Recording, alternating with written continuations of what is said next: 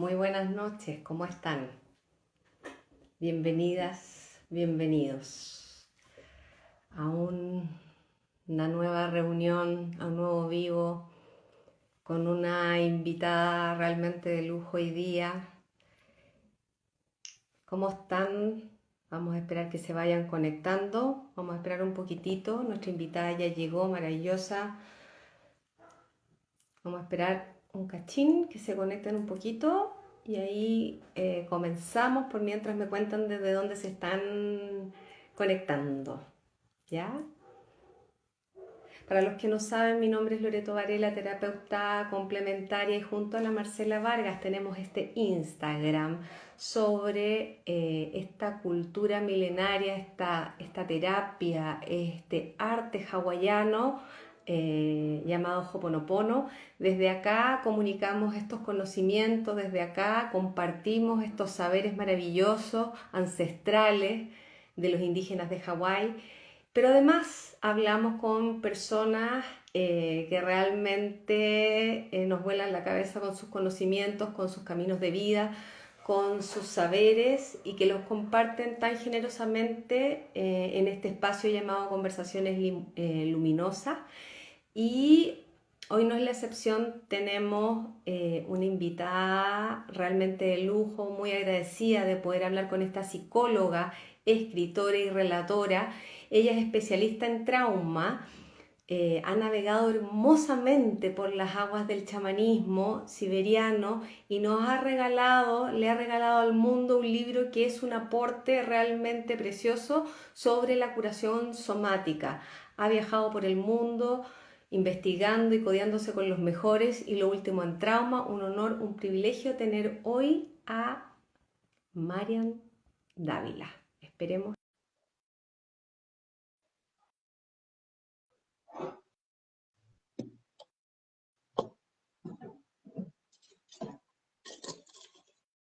Parece que hay algunos problemas de conexión, pasa a veces nos demoramos un poquito. Instagram ha estado curioso, vamos a ponerlo así, vamos a ponerlo curioso. No sé qué pasa, que no se puede. Vamos a tener un poquito de paciencia. Por mientras me pueden ir contando desde dónde se conectan. Eso siempre es mágico para mí. La invitada está en Canadá.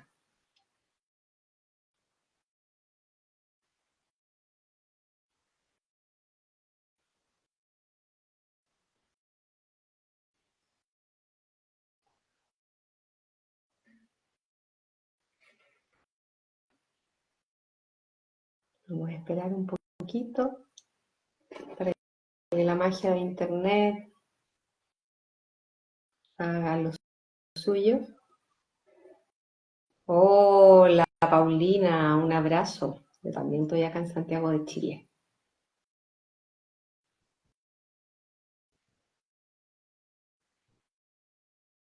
Muchas gracias por estar acá. Parece que está resultando más desafiante, ¿eh? Veamos. Desde Argentina, hola Graciela, sos grande.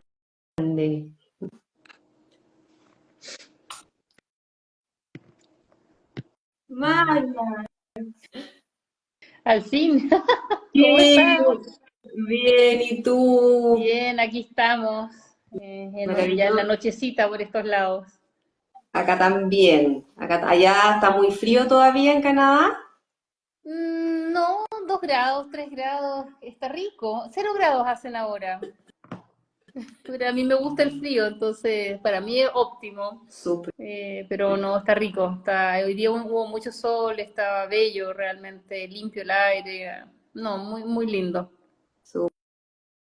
súper. Qué bueno que está agradable para ti, y qué bueno poder tener esta conversación, que yo creo que va a ser un, va a abrir puertas y va a despejar dudas, y puede ser un aporte realmente importante para muchas personas. Así es que de todas maneras intentaremos dejarlo aquí puesto y lo vamos a compartir contigo para que tú también lo puedas poner en tus redes para las personas que lo puedan ver después. Sí. María, nada, quería preguntarte cómo llegas a todo esto, cómo llegas primero al chamanismo siberiano. ¿Por qué no el chamanismo de acá, que tenemos harto? Como tú eres chilena, acá en Latinoamérica hay harto chamanismo. ¿Qué pasa que conectas con este chamanismo siberiano y qué es lo que es? Cuéntanos un poco cuál es el valor especial que tiene. Sí, bueno, yo nací en Chile, pero mi infancia la tuve en Costa Rica. Maravilloso. Entonces, en realidad, estuve hasta los 14 años en Costa Rica, toda mi niñez. Entonces, tengo nacionalidad costarricense. No Ujú. tengo nacionalidad chilena, pero nací en Chile. Así Ok. que tuve la suerte de vivir en un país donde la belleza de la naturaleza está en todos lados. Y la gente es muy buena tela, son todos muy contentos, buenos centroamericanos. Y tuve suerte en el sentido que mi familia era muy buena para, en general, la gente goza de la naturaleza allá. Las playas, en Ujú, la montaña, los ríos, las ujú, cascadas. ujú. Entonces fue una niñita muy, muy de espacios naturalísticos, de todas maneras.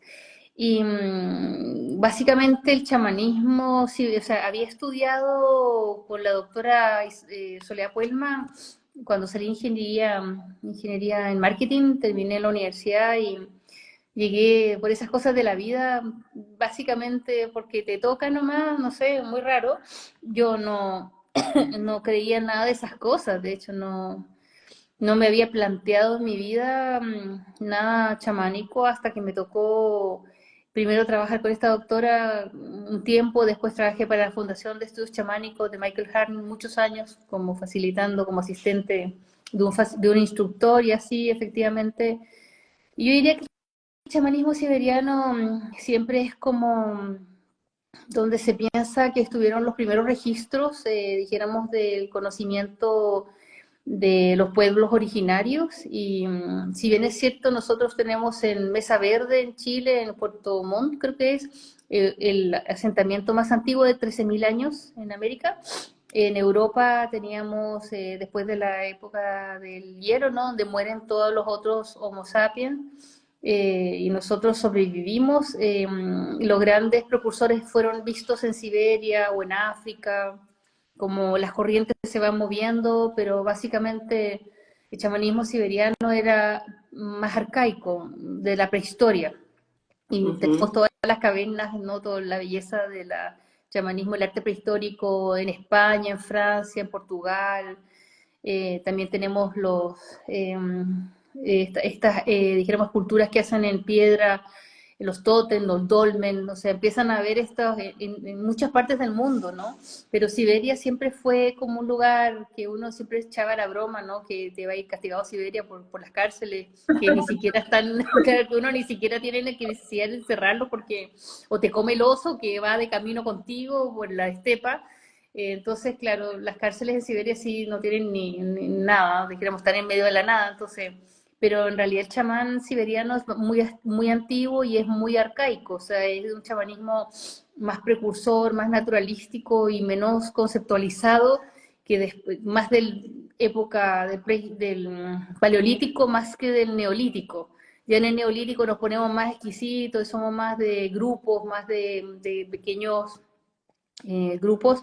Y la verdad es que a mí el chamanismo siberiano fue lo que me tocó y el chamanismo de Harner también, el chamanismo esencial, fueron las dos grandes escuelas que yo tuve. Sí, claro que tuve suerte porque un amigo que era lonco, Miguel Buenul, me inició en la práctica a través dijéramos, de la cosmovisión mapuche, con Lorenzo Yapán, o sea, tuve ciertos regalos, sí, de la cultura nuestra, que me han ido acercando a esta experiencia también del chamanismo andino. La abuela de mi hija siempre fue una de las grandes investigadoras del relato oral, o sea, como de alguna manera u otra siempre estaba ligada a personas o amigos o cosas que me llevaban hacia como poder preguntarme sobre este patrimonio, ¿no? Como tan relevante. Y hoy en día yo desarrollo un chamanismo regenerativo, o sea, que trato de buscar la esencia de los chamanes con infinitas culturas que hay y ponerlo en una base como de una mejor vida, ¿no? Bueno, y el Ho'oponopono es como uno de los grandes que ha salido con los, dijéramos, toda la gente hawaiana que también mezcla, ¿no? Este sincretismo de darle una vuelta a muchas cosas que se pueden incorporar desde una como visión tan antigua. Yo creo que por Mm, eso llevo el chamanismo, sí. qué bonito, qué bonito. Y sin duda que tu alma traía algo de eso, porque yo creo que uno empieza a resonar Sí, desde lo que ha hecho tu alma por mucho tiempo, digamos, por ponerlo de alguna manera. ¿Mm? sí, quizás como la belleza de los paisajes, ¿no? O tener un buen amigo, un perrito, no sé, o de repente vivir entre medio de tucanes y que de repente pasan las lagartijas que son así enormes, entonces uno tiene otra, tuve suerte de estar en ese espacio vital de la selva lluviosa, no sé, no, es tan lindo Costa Rica en ese sentido, o Panamá es tan bonito, las zonas que uno más o menos recorría de niño, entonces eso te marca profundamente y no, después llegas a Chile, ves esa tremenda cordillera y nada, pues te enamoras del paisaje. El Ay, chamanismo es qué puro amor bonito. al final, es puro amor a la naturaleza. Claro, y la conexión con eso y Sí. saber leer, saber descifrar un poco lo que te está diciendo, porque todo te habla. Exacto. En la realidad todo te habla, entonces, o en lo que llamamos realidad. Entonces, los árboles, todas las plantas, las flores, los animales, la tierra, las piedras, siempre están dando información. Nuestra desconexión es la que no puede muchas veces descifrar eso. Sí, con un lenguaje que está presente, pero no lo tenemos consciente, por decirlo de una Ujú. manera psicológica, ¿no? Creemos que estamos desconectados, pero es imposible, o sea, lo que nos sostiene la madre tierra hace que respiremos, que estemos vivos, pero bueno, hay una parte de nosotros quizás más moderna que hace que creamos cosas, como dices tú, que no son reales en verdad, sí. Son más ilusión, ¿no? Sí. Por eso el chamanismo en ese sentido es como apañador, por decir así.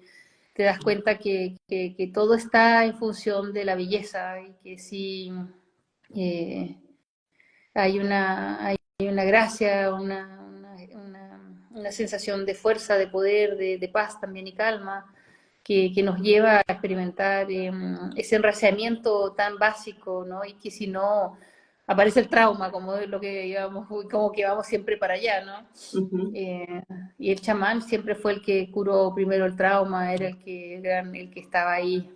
Así que, Sí, sí, es muy hermoso eso de cómo los chamanes siempre nos han sanado y nos han curado con la vibración de los sonidos, con las palabras, con pases con las manos, con plantas, entendiendo y conectándose perfectamente con la planta precisa que tu cuerpo y tu energía necesitan en un momento determinado, porque ahí está todo, ¿no? sí, sobre todo nuestra gente de la tierra, el mapuche, son los grandes en la herbolaria a nivel mundial. O sea, nosotros tenemos un patrimonio extraordinario con nuestra gente. Sí, pues, tal cual, tal cual. Oye, Marian, ¿y cómo tú empiezas a hacer este camino? ¿Cómo empieza tu búsqueda y tu motivación por el tema del trauma?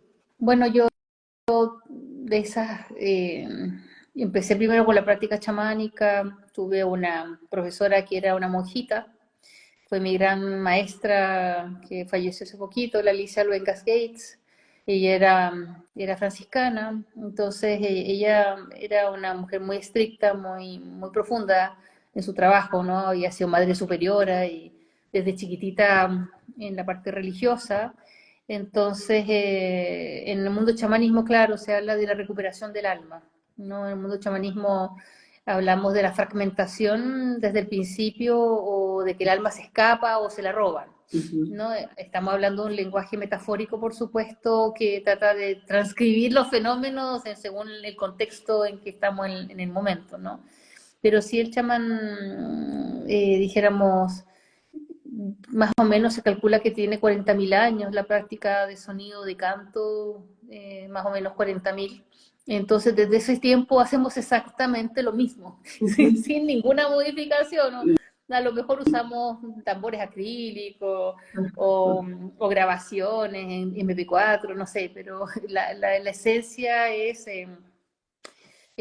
estar ahí conectado y claro, el chamán recuperaba el alma, así lo nominan, recuperar el alma o sacar a la persona de esa fragmentación, la integraba de nuevo en el proceso del trauma. Es que realmente en lo que yo hago, que no es chamanismo, pero cuando veo a las personas que han pasado por un trauma o por cosas que han sido fuertes en su vida, eh, realmente el alma se sale. Es una realidad que el alma se sale, o sea, yo lo veo. Veo que el alma se sale y veo que los planos o los cuerpos están no están en armonía y no están acá, no están todos acá. Y es como que hay que ir a rescatar estos cuerpos y volver a ponerlos y el alma volver a instalarla en este cuerpo. Entonces es absolutamente, o sea, yo lo veo todos los días. Sí, efectivamente, o sea, el trauma al principio fue interpretado por el chamán, claro, como esta pérdida de alma o muchas veces también las personas dicen sentir que ya no son ellos mismos. O Sí. sea, desde que pasaron un evento difícil, traumático, dejan de ser ellos mismos. Entonces, cuando el chamán trae de vuelta esa energía, la limpia, la depura para poder ingresarla, porque la teoría chamánica es que y cuando el alma se fragmenta, pone lo negativo de la experiencia en ese pedacito de alma para que eso salga del cuerpo y no contamine, por decir así, o afecte el resto. Entonces, es como una defensa energética que tiene inconsciente el cuerpo. Entonces, claro, hay que ir a buscar ese pedacito, limpiarlo y traerlo de vuelta al cuerpo meticulosamente con técnicas Absolutamente. específicas. Sí. Absolutamente. Mira, yo no sabía esto que tú me estás contando y es absolutamente así. Impresionante. Sí, como que sale lo negativo queda afuera para que esa alma no se enferme más, para que no se impacte más. Es un mecanismo energético de defensa. Eso es lo que dicen los chamanes. Y desde tu punto de vista, con todo lo que tú has estudiado, todo tu recorrido, ¿qué es lo que sería un trauma? Bueno, yo entré primero con la cosmovisión de la fragmentación del alma, como dices tú, eh, siendo profundamente agnóstica de todo tipo de cosas, porque soy ultra racionalista por algunas cosas. Y después me encontré con la experiencia somática de Peter Levine y de los puntos, que es lo que yo trabajo en trauma, dijéramos, sostener puntos. Y Peter, en ese tiempo, estoy hablando del año 2006, era un precursor de estas nuevas técnicas corporales. Sin embargo, él se definía a sí mismo como de enfoque naturalista. Él planteaba que el cuerpo se podía curar por sí mismo, solamente que Ujú. había que darle ciertas oportunidades para que pudiera. Y Peter definió el trauma en ese tiempo como cualquier evento que sobrepasa a la persona y que la persona tiene un impacto interno en su vida y que se afecta al sistema nervioso. Ujú. Distinto de la expresión de Freud que hablaba más bien de una forma psicológica de afectación y que lo tenían, sobre todo en ese tiempo, era muy relacionado, estamos hablando de 1900, relacionado con el trauma del nacimiento y toda esa metáfora del canal de parto. Ujú. Y entonces había, claro, está de Janet, que es claro, una experiencia sobre psíquica que sobrepasa, pero hoy día la neurociencia, hoy día, 30 años después de que Peter empezó su trabajo, hoy día cumplió 30 años su trabajo, desde que escribió su libro Despertando el Tigre. Hoy día la neurociencia sí dice que efectivamente el sistema nervioso es el que se altera, el sistema nervioso autónomo y ciertas vías neuronales en el cerebro, y que en realidad eso sí estaría afectando psicológico, psicosomático y en otras áreas, pero que el impacto estaría en ese registro traumático en el cuerpo.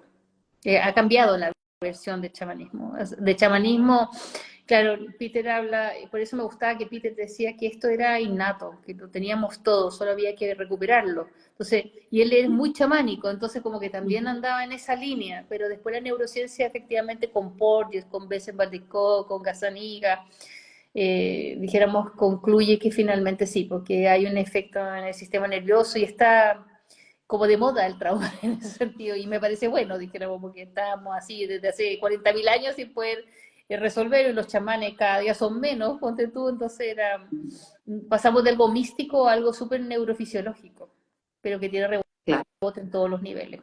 claro, claro que sí, claro que sí, claro que sí.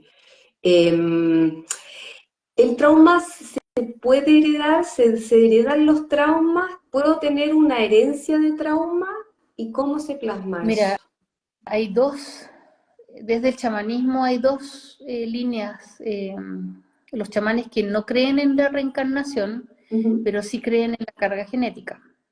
ujú, Y, y los que sí creen en la reencarnación y en la carga genética. O sea, lo que está en discusión es la reencarnación, pero lo ujú, que sí está claro que si tu tatarabuelo se te lo comió un tiranosaurio, ujú, probablemente cuando tú vayas a ver Jurassic Park y justo de casualidad parte de esa genética se activa, hablando en términos epigenéticos, porque hay algo que recuerda esa ujú, memoria, ujú, probablemente no sepas por qué le tienes terror a los tiranosaurios y te dé ujú, un infarto en el medio de la película. ujú. Sí, pero después vino Virginia Satir, el movimiento sistémico, donde nosotros sabíamos que con Snag y todos estos grandes como escritores, investigadores de psicología que decían que sí, que es transgeneracional, se Ujú, heredan algunas cosas. sí. Ujú. Y es más fácil, por ejemplo, o no, no sé cómo son las investigaciones ahí, traspasar o pasar un trauma en el embarazo o en los primeros años. ¿Qué se ha visto ahí? Mira, en la psicología peripostnatal, que también tiene alrededor de 30 años, hay dijéramos, las recientes investigaciones se ve que efectivamente una mamá que está gestando, que tiene problemas de consumo o que está viviendo una depresión o que tiene maltrato en ese momento o no tiene las condiciones apropiadas, efectivamente va a hacer que su sistema nervioso y su ánimo esté, dijéramos, afectado. Y como todo en la vida, esto es un sistema dinámico, el cuerpo es súper, es como súper responde al estímulo, entonces eh, se ha visto que efectivamente niños que nacen con problemas de consumo ya desde la guatita, bebés que tienen hiper, dijéramos, respuestas que vienen como muy estimulados o nacen antes, mamás que no pueden conectar con ellos porque están demasiado llenas de problemas, entonces peri postnatal está demostrado que la gestación es un elemento esencial que realmente necesitamos ser como cuidadosos tanto del el entorno de la madre como de la madre en sí misma. De hecho, el autismo, entre comillas, como que se ha pensado, yo no sé, en investigaciones como del año 2010, que ya son arcaicas, pero en neurociencia se hablaba, por ejemplo, un estudio que se hizo que se dejó medio callado, era un estudio que se hizo en Japón con mamás alumnas de universidad que estaban embarazadas y en la cantidad de niños con problemas como de neurodesarrollo, por decirlo así, fue tan grande que el 90% de las mamás tenían temas con estos niños. Entonces, el estrés, si bien es cierto, tenemos mecanismos de regulación que buscan como poder que nosotros podamos sobrevivir a eso, y por el otro lado, estamos hechos para sobrevivir. En algunos casos, puede ser que para ese bebé puede significar una hiperactivación o nacer ya un poquito antes, o tener una mamá muy descompensada que no lo puede atender. No se separa hoy día, o sea, el trauma puede estar, y si nos vamos a lo psicoanalítico, lo psicosomático, lo que plantea esta teoría de la clínica psicosomática, del enfoque psicoanalítico, que ya es como ya cómo se construye el inconsciente, como la mamá y el papá piensan acerca de ese hijo, es una construcción ya de ese hijo. Y eso también va a afectar al hijo como es como tal, al ser nombrado como la idea de estos padres acerca de qué es un hijo. Es súper como, entonces si yo mentalizo bien a mi hijo y tengo claro qué es para mí el hijo, ese niño va a ser bien recibido, pero si yo tengo como este hijo, que es este cacho, que este problema, que no sé qué me pasa, que me siento mal, hay una mentalización, una representación interna como muy, muy carente, muy, muy poco apreciada. Es un tema. Claro, porque yo he visto personas cuyos padres tuvieron traumas tremendos, tremendos, tremendos, tremendos, y ellos no es que no tengan consecuencias de esos traumas, pero tú los ves como bastante armados, ¿no? Sí, Pero veo a los hijos que no han pasado por eso, mucho más desarmados. sí, claro que sí, po. Claro, es como yo tengo el caso de una mamá que es una tremenda empresaria, muy profesional, que sale adelante con cualquier cosa, es seca, lleva, o sea, hace mil cosas, pero no puede abrazar a su hija porque la necesita, porque ella aprendió a salir adelante de otra manera. Entonces, es por como, es como tan inconsciente, ¿no? ¿Estamos hechos para sobrevivir? Sí, estamos hechos para nuestro sistema nervioso para poder enfrentar situaciones complejas, sí. Pero también está ese espacio que se suma de como si yo soy una supermamá que voy a todas, probablemente no te abrace, no te cobije, porque a mí no me cobijaron, no me abrazaron, yo tuve que sobrevivir más. Entonces, eso es lo que tú dices, que de repente quedan esos vacíos emocionales en la relación, sí. Sobre todo papás que han vivido cosas muy duras tienen otros parámetros de los afectos y las responsabilidades. Claro, o a Mm. veces, digamos, con estos mecanismos que tiene el cuerpo de sobrevivencia, continúan, Exacto. continúan, continúan. Y no es que no le presten atención al niño o a la niña, o no es que no se hagan cargo ni nada, simplemente no se hacen cargo en ciertos lugares, como que no miran a los lugares donde hay que mirar, como así lo podría graficar o decir, digamos. Sí, tal cual, porque ellos han estado focalizados en un tipo de sobrevivencia que no es el mismo, gracias a Dios, porque generacionalmente vamos avanzando y las necesidades que tiene el hijo o la hija son distintas, entonces no hacen esa lectura porque están muy focalizados en una dinámica. Es un tema, ser papá, ser mamá, es un gran tema, Sí. no para todos nosotros en general. Inmenso. Y por eso ahí, leyendo tu libro, no lo alcancé a leer entero, pero sí leí bastante, es súper interesante. Eh, Hablaban harto del tema del apego seguro y cuando esto se forja y esta herencia que le damos a los hijos, ¿no? Entonces, este apego seguro o no se forja en estos primeros años. Si no se forja un apego seguro, ¿yo puedo reparar eso? Sí, o sea, hace como unos 15 años más o menos, la psiconeuroendocrino-inmunología, que es otra área de la neurociencia, es muy interesante porque es psicológico, neurológico y endocrino, o sea, como que inmunológico y endocrino involucra todas las áreas como de respuesta. Y ellos fueron como los que yo leí que empezaron primero a decir que el apego se repara, ¿ya? El apego se repara en el adulto. Vendría Bowlby también desde la línea psicoanalítica, ¿no? John Bowlby como este psiquiatra o infantil que pone las bases para poder decir que hay que trabajar urgentemente el apego. Y de ahí parten todas estas medidas como interesantes, como la que se hizo en Chile de que las mamás tuvieran más tiempo con sus bebés, ¿no? A pesar de que se pidió un año, quedamos en 6 meses. Y justamente con estas construcciones de los vínculos para que ese niño sea más sano y la mamá pueda como organizar mejor sus afectos también junto con ese niño. Pero sí se repara. Es bien especializado, siento yo, que hay que ser como muy, estar enfocado bastante en la terapia en términos de ese sentido, pero sí se repara. Mira, qué bonito, Y qué a veces bonito. la pareja que tú tienes viene con apego seguro, puedes ser tú ambivalente, puedes ser evitativo, pero la pareja te trae un buen apego y como que algo pasa que tú dices con esta persona, yo no me podía estabilizar con nadie, pero con esta persona me siento seguro porque tiene apego seguro. A veces tenemos la suerte de que transitamos la sí, se puede reparar en cualquier edad. Sí, es verdad lo que pregunta Gisela. Sí, se reparará en cualquier edad. Es un trabajo muy Ujú. bonito. Es realmente lo que hace que nosotros, hoy día está muy de moda el ghosting, que dicen los chiquillos, ¿no? Yo trabajo básicamente Ujú. con adultos jóvenes o adolescentes. Entonces, esa cosa que te dejan botado en la mitad y no te dicen nunca más ni cri-cri, es todo un tema y realmente si no tienes un buen apego te va a doler más todavía que te hagan un ghosting. Porque si tú tienes un No, apego seguro es como, ah, ya, bueno, maldición, no sé, como que ya, desgraciado o desgraciada, no sé, te enojáis, pero te frustráis y te pasa, pero cuando tú empiezas a ver que hay fragilidad en eso, o que hay un dolor de ansioso, o tengo mucha ansiedad, o soy muy evitativa y justo confié en esta persona, pero me votó, es una herida muy grande. Duele, mm, duele harto. Pues es importante el claro apego que sí. seguro para poder considerar estas rupturas y estas separaciones o esto más ¿Y eso fácil. se forja a qué edad?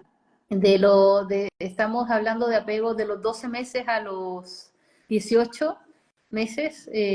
Hay algunos elementos precursores como son más bien neurosomáticos del niño, de sus sensaciones, de sentir, que van, esta cosa de que yo te miro, lo que decía Porges, ¿no? De mirar a los ojos al bebé cuando tomar contacto, lo que se ha visto en estos reflejos que tenemos como del apego es la mirada.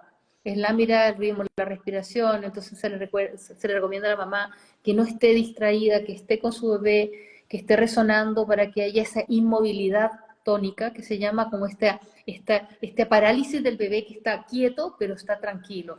Entonces Mm, tú dices, ¿por qué el niño es tan inquieto? ¿Por qué es tan inquieto? ¿Por qué está tan desbordado? ¿Por qué no hace caso? Bueno, porque desde los 0 a los 3 años nunca tuvo esos momentos de calma. Y el clásico del estudio del apego se llama la situación extraña. La pueden buscar. La situación extraña es cuando realmente tienes una mamá que el bebé lo recibe y el bebé se calma. Pero una mamá que no da apego seguro, más bien es ambivalente, entonces el bebé como que se frustra. Y las mamás que de verdad no logran calmar a sus niños, que tienen un apego más desorganizado, el niño simplemente las golpea. O sea, realmente. Muchas cosas buenas sobre el apego que uno puede ir eh, dándose cuenta. Primero, la pregunta que decía, ¿cómo lograr conectarme? Yo lo primero que hice para entender bien era cómo definir cómo funcionan las personas adultas con apego, eh, dijéramos, desorganizado o ansioso o ambivalente o evitativo, que son los que tanto porque ya cuando muy desorganizado ya hay demasiado trauma, va a tener que ser trabajo clínico así de base. Pero yo creo que lo más importante es como entender los tipos de apego para decir, ah, esta persona está así, tiene apego seguro o no tiene apego seguro. Hay que claro, aprender a como mirar cómo soy yo y cómo es el otro en relación a los apegos. claro, y yo ¿Tiene creo que que también ver con tiene... la dependencia, ¿ah? ¿O es otra cosa? Ujú. Pero también yo creo cuando yo me quiero conectar conmigo, para yo poder entregar un apego seguro, hay harto de instinto, ¿no? Yo recuerdo, y disculpa que sea autorreferente, pero recuerdo que mi hijo cuando nació, yo lo veía y este niñito no es feliz. O sea, como que vino, está como con un desagrado completo de haber venido al Mm, mundo. Yo estuve súper estresada en el embarazo, mm, trabajaba mucho, mucho, mucho, mucho, corría mucho, mucho, mm, mucho, mucho, y él vino al mundo y estaba como muy desagradado, sentía yo. Todo le molestaba, el agua le molestaba, mira, todo le molestaba. O sea, si tú lo bañabas y le molestaba, si le cambiabas los pañales le molestaba, era todo. Entonces yo dije, ya, yo no vuelvo a trabajar hasta que yo no vea que este niñito es feliz. Y en mm, ese tiempo, agarré un pediatra que me ayudó y le dije, necesito que me tires licencia, porque yo este niñito necesito como recuperarlo. mm. Eh, y me dijo, ya, démosle. Y yo, hasta que yo no vi que este cabro empezó como a disfrutar de estar en el planeta Tierra, y yo no pensé en retornar a trabajar. Y también ayuda mucho la naturaleza, siento yo, porque yo sentía que había quedado estúpida. Y esto era que yo no me podía concentrar en leer nada. Mm. Yo leía y no podía. Yo dije, qué estúpida para siempre, fregué, no voy a poder leer nunca más un libro, nada. Y lo único que podía hacer era dar pechuga, de harta pechuga, daba pechuga y estaba como súper atenta a él, a sus necesidades, a más, a menos, a no sé qué, no sé cuántos, de repente hasta excesivo, no lo sé, pero eso fue lo que a mí me nació desde el instinto y creo que no estuvo tan mal. O sea, creo que fue súper acertado, y luego viendo así cómo fue evolucionando él, creo que fue muy acertado para él y, ese camino que yo encontré como para darle más tranquilidad y más felicidad de haber venido a la tierra, digamos.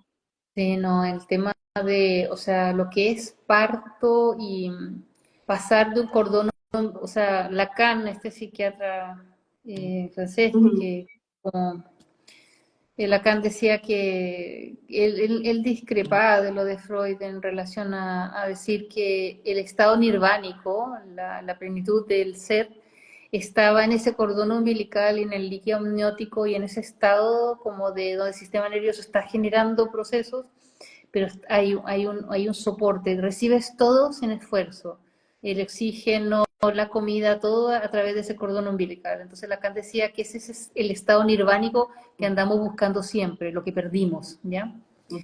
Y si a eso tú le agregas que pasaste de una respiración por vía sanguínea a un colapso en los pulmones por el cambio de oxígeno, en la curva de oxígeno en la sangre, en el bebé, al pasar a fase aérea, y sin comentar que vienes a una temperatura promedio de 36,5 y que sales y te dan un cachuchazo y además te limpian las fosas con una sonda, etcétera, Uy, etcétera, etcétera. Tú comprenderás que tu hijo, probablemente y muchos más, han quedado impactados por esa huella del impacto de salir de un ambiente súper como protegido o uno no tanto. Entonces, sí, pues hay niños que tienen un temperamento y que son capaces de conectar eso con la mamá. Y si tú estás ahí en presencia, puedes hacer esa lectura. O sea, se supone, yo quiero suponer que lo que dice la neurociencia acerca del sistema nervioso y el sistema límbico es que el sistema límbico, dijéramos, en la evolución del hombre y en la especie, tenemos mamíferos hace 250 millones de años y nosotros tenemos 120.000 nomás. Pero el desarrollo de los mamíferos es interesante y marca una diferencia grande porque aparece el sistema nervioso en la parte más límbica, que es la parte emocional, y entonces estamos como genéticamente preparados para cuidar a otros. ¿No? Y hay una hay una Ujú, respuesta natural innata. ujú. Debería Ahí, suceder que estamos preparados para cuidar la cría. claro, claro, claro. eh, deberíamos, deberíamos. Hay dos preguntas. Uno, ¿cuál es el nombre de tu libro, Sí, Marian? de trauma se llama curación somática en la época del trauma, sí, que tiene ejercicios, Ujú. y 30 ejercicios de autoayuda para sistema nervioso y nervio vago. En realidad un Ujú. libro como harto teoría, pero harto ejercicio también y Sí, práctica. la parte de los ejercicios está muy interesante y de eso vamos a Mm. hablar en un ratito más. Y acá hay otra persona que dice, los budistas dicen que el parto es un trauma en sí, y ella pregunta, sí, no, yo lo que he visto cuando he ido a otros planos de conciencia, he visto que absolutamente sí.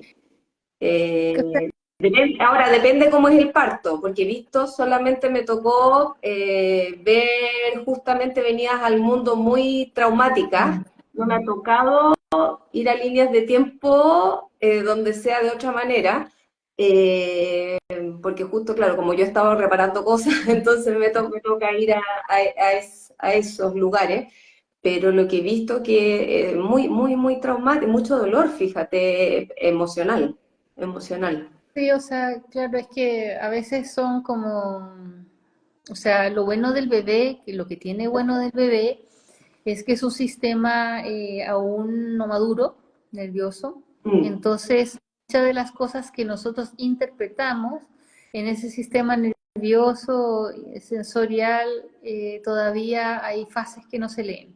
Entonces, como que pareciese que la naturaleza, en el ser humano sobre todo, ha hecho que ciertos mecanismos biológicos estén inmaduros. mm, Entonces, muchas de las cosas que a veces pasan los niños o bebés pasan bastante más desapercibidas de lo que uno cree.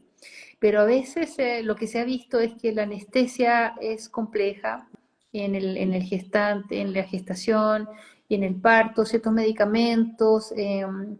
Hay muchos problemas de apego en las cesáreas también, porque la mamá mm, está con mucho dolor, o sea, es un mm. tema tremendamente complejo. Pero yo quisiera pensar que parte de esa biología, por eso nosotros no nos paramos y movemos la cola y nos vamos solos, como, ¿me entiende? Como los corderitos o no las Ujú. cabritas. Nosotros no, porque tenemos ese cuidado extra de la genética, de la evolución, de que nos demoramos, como dices tú, tranquilamente 3 años en, en pararnos, en caminar, en estar en eje firme para poder generar después la estructura de personalidad a partir de los 3 4 años. Entonces, que es un viaje largo. Entonces, generalmente biológicamente estamos como bien preparados, aunque uno no lo crea, a poder llevar ciertas cosas, no pasarlas tan mal quizás en un momento. Una Ujú. protección que tenemos, sí. Sí, pues. Sí, igual dentro de todo este tramado complejo y simple a la vez, hay toda, yo siento que hay una gran sabiduría.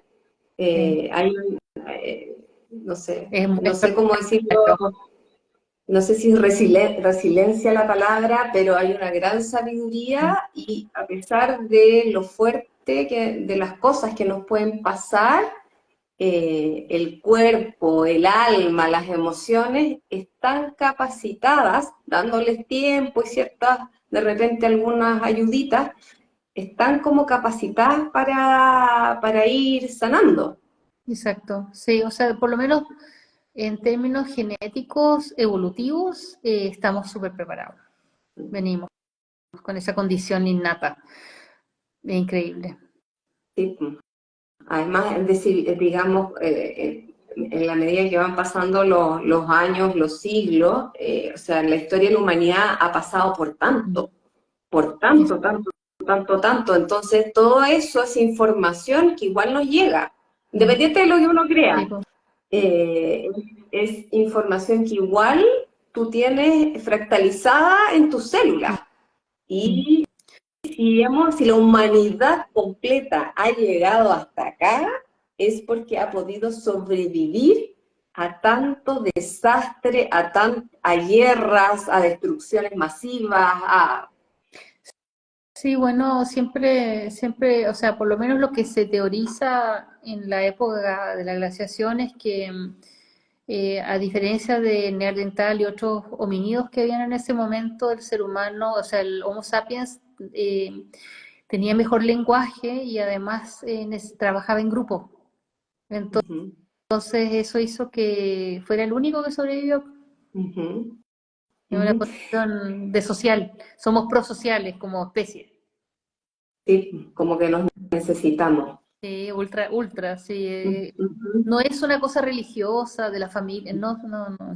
Olvídate de Mm, ese cuento, esto es una cosa biológica, orgánica, innata, de que eh, si bien hay ciertas personas que son más independientes, tienen un carácter menos social, pero involucrándose con el medio siempre junto con otros. Es porque ujú. es nuestra naturaleza. Estamos ¿De dónde, ujú. Oye, María, ¿de dónde viene esta mirada del trauma y que hay muchas técnicas que van mirando el cuerpo y van haciendo, ayudando a la reparación desde el cuerpo y juntan cuerpo con trauma? Sí, lo que pasa es que en un momento el sistema nervioso, ¿no? Primero aparece el mamífero que elige que puede cuidar la cría, ¿no? Esa es la condición del mamífero, que tiene cuidado de la cría. Nosotros tenemos 6 milímetros más o menos de espesor, que es nuestra corteza cerebral, o sea, nada, 6 Ujú. milímetros, ya lo que nos diferencia de los chimpancés y de los gorilas, 6 milímetros, pero esos 6 milímetros y algunas funciones frontales del frente, de la frente que tenemos en el cerebro, permiten que hagamos una respuesta más adaptativa, ¿no? Entonces, nosotros, o sea, lo que se dio cuenta Peter Levine, o que también se dio Glendin con el focusing, o que Ujú. también lo ha trabajado Shapiro con el MDR, o sea, quiero decir que el body dynamic, qué sé yo, depende de la corriente donde tú vienes, si es cognitiva conductual, o si es somática, psicosomática, o es psicoanalítica. En este momento, hoy día, hay varias corrientes que trabajan el cuerpo, es lo que se llama terapia de abajo hacia arriba. Es decir, yo no empiezo a interpretar, como hace yo, o ciertas técnicas, ¿no? Que uno interpreta lo que la persona te dice, sino que aquello que la persona siente lo llevas al cuerpo, y el cuerpo tiene memoria, tiene memoria. O sea, los procesos de memoria, entonces se dice que el cuerpo no perdona ni olvida. O sea, al cuerpo le carga que lo operen, que lo pinchen, le carga, que lo vacunen, cualquier cosa le carga. A él lo que quiere es que le hagan cariñito, tener buen sexo, comer rico. O sea, no Ujú. está hecho para intervenciones o procedimientos de ningún tipo, no le gusta nada. Entonces, lo que se hace hoy día es apelar a estas memorias asociativas, a toda esta capacidad del cerebro de recordar en forma asociativa, y se ocupan ciertos elementos de estos mecanismos inconscientes para poder que el cuerpo reprocese las memorias traumáticas y las pueda descargar del sistema nervioso, y entonces eso genera una respuesta de organización interna que haga que la parte psicológica y emocional se ordene. Es usar el cuerpo para que procese no solamente el habla, sino que el cuerpo, la emoción y después la racionalización. No, muchas veces en somática tú le dices sí, tú le dices a la persona todo va a estar bien, y la persona repite sí, todo va a estar bien, todo está bien. Ya estoy en corteza, ¿no? Pero lo que significa en el cuerpo sentir que va a estar todo bien es lo que repara. No, Claro. ya voy a sentir, ya va a estar todo bien, va a salir. Estás en un gran problema, pero vas a salir adelante. Lo puedes sentir en tu cuerpo, puedes sentir el alivio de que todo va a estar bien, que yo confío que tú también puedes confiar en eso, y ese espacio de sentir la emoción en el cuerpo hace que la persona pueda decir, ah, conecté el cuerpo con la emoción y con el pensamiento, y entonces hace la integración. Mientras es solo palabra, como que trabajamos, por decirlo así, en esa capita de 6 milímetros con algunas funciones asociativas, y algunas veces tenemos la suerte de que la persona además trae emoción, ¿no? Llora, le da pena, y algunas veces esa interpretación antes no estaba. Oye, después de la sesión quedé con un dolor de cabeza, o me dolió la guata, y ahí quedó. No, no se trabajó el síntoma. Y acá se trabaja el síntoma somático para llegar a la elaboración psicológica. Esas son las nuevas terapias. Claro, Y son claro. Y, bastante pero eso, menos como que yo creo que tú que tienes esto, y yo creo que tú tienes esto otro. O sea, como yo estoy seguro que tú tienes... No, no, chao.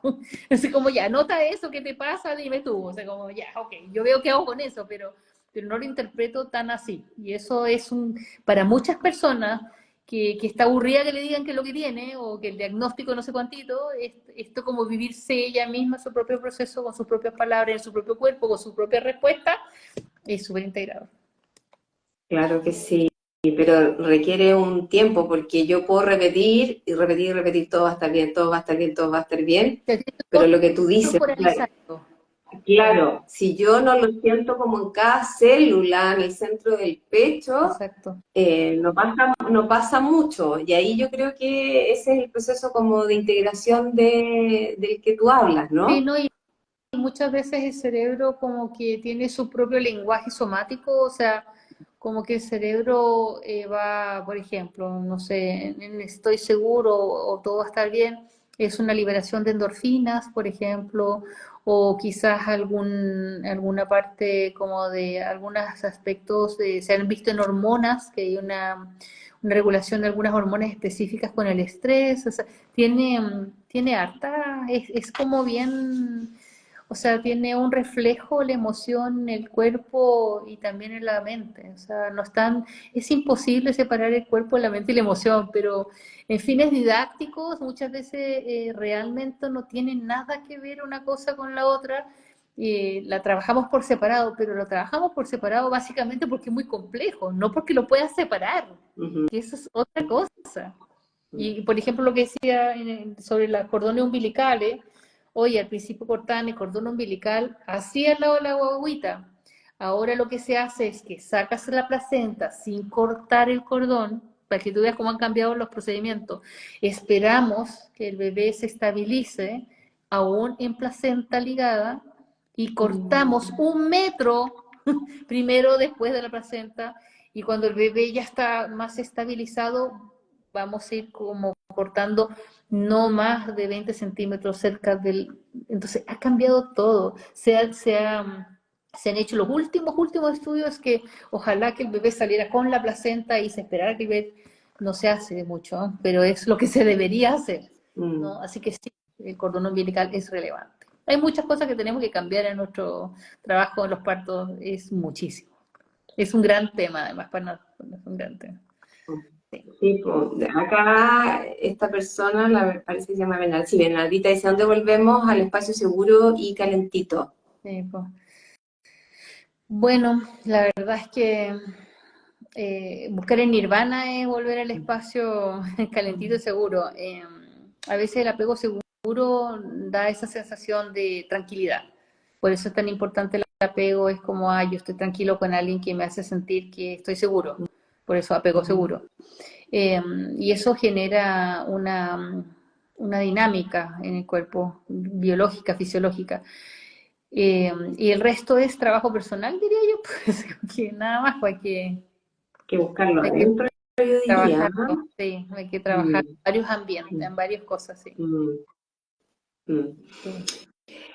Marian, en el libro hay harto con el papel de los ojos, teoría polivagal y todo eso. Yo me acuerdo que en algún tiempo hice una terapia reichiana, Ujú. Wilhelm Reich tenía Sí. mucho ejercicio con los ojos. Ujú. Hacíamos mucha conciencia corporal y mucho que el punto, que la nariz, el techo, no sé qué, Pero el ojo, el claro, ojo, por el ojo. supuesto, es que Wilhelm Reich y este otro de la... hay un par que son súper importantes, Alex Lowen y Wilhelm Reich son precursores interesantísimos y venían ellos como con muchas cosas antes. El Rolfing también es como... El Rolfing es maravilloso, Claro, porque maravilloso son como, teorías que han venido un poquito antes, después de lo que es ahora neurociencia aplicada al trauma, ¿no? Que es claro, lo que yo trabajo actualmente, claro. qué bonito. Sí, yo tuve la suerte de hacer las dos juntas, terapia reichiana con Rolfing, y era impresionante, o sea, tenía la terapia con el psicólogo, ya sea grupal o individual, y luego hacía una sesión de Rolfing y el salto, que el Rolfing es un trabajo corporal de alineación del cuerpo, que es bien especial, súper especial, maravilloso, lo recomiendo, pero 1.000.000%. También tuve la suerte de hacerlo con la Leo Balma, que fue una de las primeras personas, la primera persona que llegó a Chile con el Rolfing y que sabe cualquier cantidad de eso. Y era impresionante todo lo que yo lograba integrar luego del trabajo corporal con ella y de la conciencia corporal. Y es tan bonito porque muchas veces es súper sutil. Es como el Feldenkrais, que es súper sutil de repente, como te hace mover el cuerpo y todo lo que desata eso y la integración que tú puedes ir haciendo luego. Claro, o sea, lo que se ha visto en el último tiempo en relación a los ojos, bueno, el ojo es súper interesante porque ciertas cosas como el abrir y cerrar pupilas, por ejemplo, la mediosis y la medriasis, que son como cosas bien técnicas, pero solo son 3 neuronas, ponte tú, lo que funcionan. El sistema, dijéramos, olfatorio, las neuronas que están conectando están aquí en el puente, muy cerca de la piel, dijéramos, si tiene un acceso rápido, son 300 milésimas de segundo un olor. más rápido que la vista y el oído. claro. Entonces nuestros sistemas de alerta, nariz, ojos y oídos, son de alta frecuencia, son como bien perceptivos y lo que es la intensidad de la luz, ¿no? Por eso cuando tú estás asustado las pupilas se abren. Son solo 3 neuronas para que una pupila, o sea, es perfecto todo y están tan bien hechos los circuitos neuronales que son de una velocidad impresionante. Y cómo por eso es que uno tiene que estudiar mucho neurociencia para esto, yo clases de neurociencia en la universidad, pero la verdad es que tú te impresionas de que abrir y cerrar la pupila son solo 3 neuronas, imagínate los millones de millones, pero el circuito tiene 3 neuronas, entonces son circuitos tan específicos, entonces cada vez que tú trabajas con los ojos, por eso el MDR focaliza mucho su trabajo en esta reprogramación, es que las áreas asociadas en el cerebro en relación a al área visual, en la corteza, dijéramos, son muy amplias. Los ojos tienen muchas áreas asociativas, ¿no? Porque nosotros tenemos un conectoma, así se llama hoy día el sistema en el cerebro, que es un cerebro integrado. Tenemos un conectoma, ¿no? Que tiene todas estas asociaciones. Pero la vista tiene color, forma, profundidad de la imagen, memoria de la imagen, a lo mejor esa imagen va asociada a un sonido o un aroma, entonces una sola imagen puede tener asociado muchas áreas. Entonces el impacto es muy grande, o sea, trabajas muy directo muchas cosas del cerebro con la vista. Sí, es muy Es muy impresionante impactante. eso. Sí, yo recuerdo haber tomado unas sesiones de EMDR y es súper impresionante que es como el solo movimiento, es como, cómo te lleva ahí y cómo lo puedes empezar a trabajar solo, era moviendo ojitos, de ciertas maneras, tapado, destapado, no sé qué, pero es súper impresionante, era solo ojito. O sea, hay un momento en que como te digo, sobre todo en ese tipo de técnicas, como que son bien focalizadas, tenemos mucho como ordenamiento, secuencias de memorias, o sea, y estamos trabajando como por capas de cosas difíciles, más complicadas, pero en términos generales, todo lo que sea movimientos exploratorios del cuerpo, de los sistemas de como de olor, de olfato, todo nuestras sensoriales, es nuestra puerta de entrada, es la percepción. Entonces, la percepción está generando hacia adentro, ¿no? Como una diferente y está yendo hacia afuera, como una heterocepción, ¿no? Entonces tenemos interocepción, heterocepción, todo el rato entrando y saliendo datos, pero que esos datos están en el tronco encefálico, donde están los núcleos neuronales que hacen que de verdad nosotros sepamos, si hay que correr, conecta atrás con cerebelo a primera línea, entonces aquí atrás está el musculito para correr, y si además de tenemos que enojarnos o atacar, huir o defendernos, subimos al sistema límbico para poder ponerle una emoción a la defensa, y si además de eso ya vemos que como que no hay mucho que hacer, van a aparecer otros sistemas más complejos, mucho más inconscientes, que van a hacer que en verdad mejor me desmayo. Es que mejor no peleo con nadie y aquí mismo me da los 5 minutos y me desplomo y no me entero ni de lo que me pasó, lo que no me pasó, ¿no? Eh, o simplemente voy y le muerdo a alguien y salgo corriendo. Cada persona tiene su respuesta ante el peligro, pero sí, los ojos, quizás el olfato es como el máximo de la rapidez, de la velocidad. Eh, Ujú.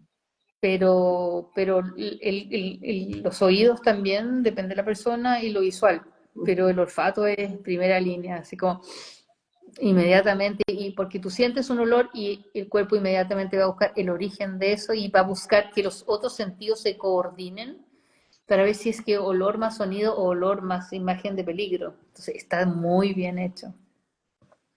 Qué Somos, bonito, ¿ah? somos muy Qué maravillosos. bonito. ¿Verdad? Por eso Sí. yo rayo la papa con la neurociencia. A mí me encanta el chamanismo también, pero como que no podría vivir sin las dos. Una cosa y la otra.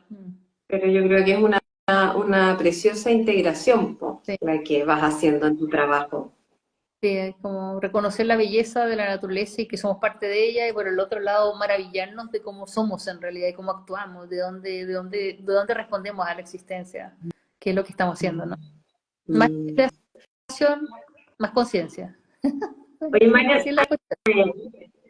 a mí se me ha pasado volando porque ya estamos prácticamente en la hora, pero no quiero que dejemos si es que tú quieres y puedes, por la hora también, de compartir algún ejercicio de estos tan buenos que tienes en el libro, son tan prácticos, tan fáciles. Si nos puedes compartir uno o dos ejercicios, no sé, lo que a ti te nazca. Sí, mira, los ejercicios del nervio vago no, también incluyen las orejitas.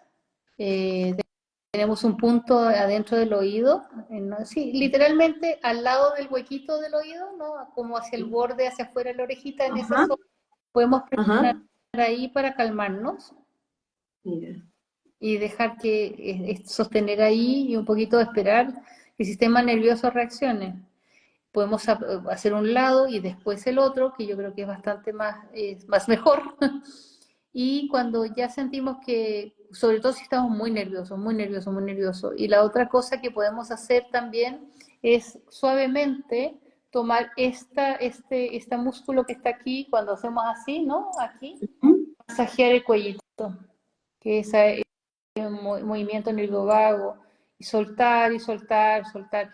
A veces uno lo hace con mucho cuidado porque es sensible esa zona, Sí, ¿no? Y duele. Hacia duele. arriba y hacia abajo, ¿no? Y puedo quedarme un ratito apretando un poquitito en el borde, ¿no? Aquí justo donde está el maxilar, aquí, y después bajo acá. Vas a sentir que el corazón baja la tasa de frecuencia cardíaca rápido. Entonces es bueno ir como de a poco, o sea, a un minuto por acá y un minuto por acá y ¡bum! Va a bajar todo, todo se va a ir como dejando de estar activado. Entonces, lo mejor es es como darle un minutito por lado y hacer este masajito de arriba hacia abajo y de abajo hacia arriba en esta línea. Pero siempre con mucho cuidado. Hasta puedes estirar un poquito hacia afuera toda esta musculatura acá y vas a empezar a sentir sueño, ya a empezar a bostezar, ya porque es un masaje directo entre la aorta y el nervio vago en esta zona que es muy sensible y que va inmediatamente a afectar en términos positivos la frecuencia cardíaca y el ritmo, entonces va, desestresa. Esos son ejercicios muy prácticos que los chiquillos lo hacen cuando tienen pruebas o se ponen muy nerviosos o ha pasado un mal momento. Se puede hacer siempre con cuidado y observando que no sea mucho, porque de repente uno le da un ataque de sueño y se relaja demasiado. Y entonces hay que saber escuchar el cuerpo, hasta dónde hay que hacerse masajito. Entonces, un minutito por lado, más que suficiente. Lo puede repetir 3 veces y además sostener el oído unos minutitos, 3, 4, 5 minutos, ese punto de relajación. Es como, son primeros auxilios que se llaman, ¿no? Como herramientas como muy simples, pero que van directo a todo lo que es sistema nervioso autónomo. Perfecto. Súper, Nuestro súper, súper. computador. Sí, sí. Oye, Marian, ¿dónde pueden encontrar tu libro? Sí, me pueden escribir, ahí tengo mi manager que es mi hijo, que está en Santiago, y él tiene libros, entonces él los hace llegar por Stark, o por lo que la persona quiera. Me pueden escribir si quieren en el Instagram, ahí en mi cuenta, y yo les puedo hacer llegar el dato por si les interesa. No hay problema. Súper. Oye, Marian, ha sido realmente un gusto, se me pasó demasiado volando. Creo que esto es para seguir conversando como eterno, porque además sabes tanto y eres tan entretenida y tan clara. Así es que, pero gracias, gracias, No, gracias, gracias. De verdad, de no, verdad, de gracias verdad. a ti, yo encantada y para mí un honor, una gratitud enorme para compartir, ¿no? Lo más importante, creo yo. Sí, Así que gracias. pues de todas, de todas, de todas maneras. ¿Y te vamos a ver por Chile? Sí, Dios quiere, en mayo estoy. Ya, Maravilloso, así. Ahí maravilloso. Ahí nos veremos. espero, sí, sí, si Dios quiere, espero poder conocerte, Marian. Un Sí, gusto, un y honor. Muchas, muchas, muchas no, gracias. gracias a ti y buenas noches a todos con nuestra linda gente que nos acompañó. Muchas gracias también. Gracias a todos y a todas. El video queda acá y lo vamos a compartir también para la cuenta de Marian. Muchas Un gracias. besito, nos Besitos. estamos viendo. Gracias, buenas Chao, noches. chao.